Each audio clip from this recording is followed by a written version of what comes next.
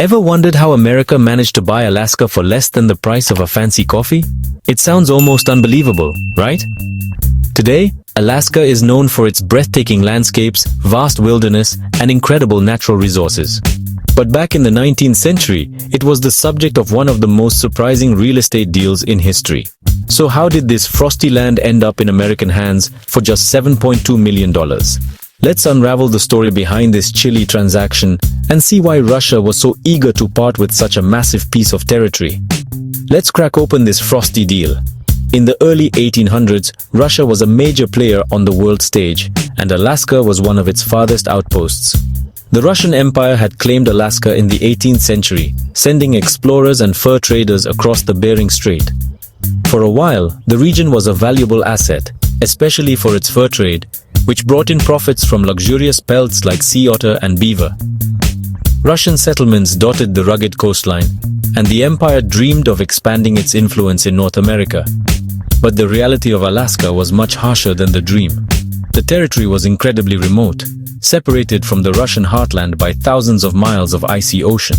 The winters were brutal, the land was difficult to farm, and the settlements struggled to survive. Supplying these outposts was a logistical nightmare, and the costs kept piling up. For the Russian government, Alaska became less of a prize and more of a headache. Cold, isolated, and super expensive to maintain. To make matters worse, the fur trade, the main reason Russia had wanted Alaska in the first place, was drying up. Overhunting had decimated the sea otter population, and profits plummeted. Meanwhile, Russia's economy was in shambles after a crushing defeat in the Crimean War.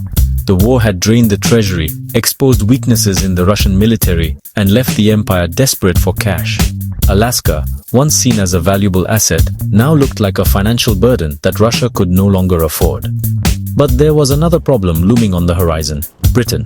At the time, British Canada bordered Alaska, and tensions between the Russian and British empires were high. Russian leaders feared that if another war broke out, Britain could easily seize Alaska, especially since Russia had no way to defend it from across the Pacific. Losing Alaska to the British for nothing would be a humiliating blow, so Russian officials started to think maybe it was better to sell Alaska to a friendly power before someone else just took it. The Russian government debated what to do. Some officials argued for holding on to Alaska, hoping the fur trade would bounce back. Others saw the writing on the wall and pushed for a sale. In the end, the financial pressures and the threat from Britain tipped the scales. Russia decided to approach the United States, which was rapidly expanding westward and had shown interest in acquiring new territory. Enter the United States, a young nation hungry for land and opportunity. The idea of manifest destiny, the belief that America was destined to expand across the continent, was in full swing.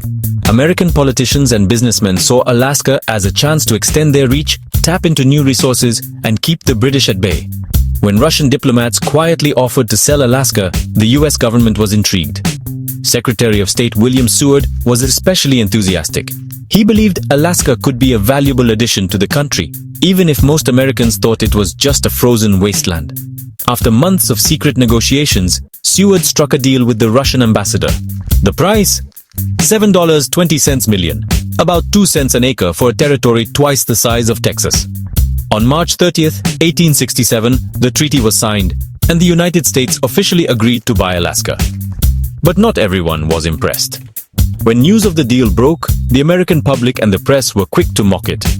Newspapers called it Seward's Folly and Seward's Icebox, ridiculing the idea of spending millions on what they saw as a frozen, useless wilderness.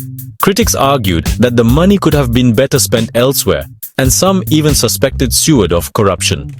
For years, Alaska was the butt of jokes and a symbol of government waste. But the skeptics were in for a big surprise. As time went on, explorers and settlers discovered that Alaska was anything but empty. The territory was packed with natural resources: gold, oil, timber, fish, and more. The Klondike gold rush of the late 1890s brought thousands of prospectors to Alaska, and the discovery of oil in the 20th century turned it into an economic powerhouse. What once seemed like a frozen wasteland became one of America's most valuable assets.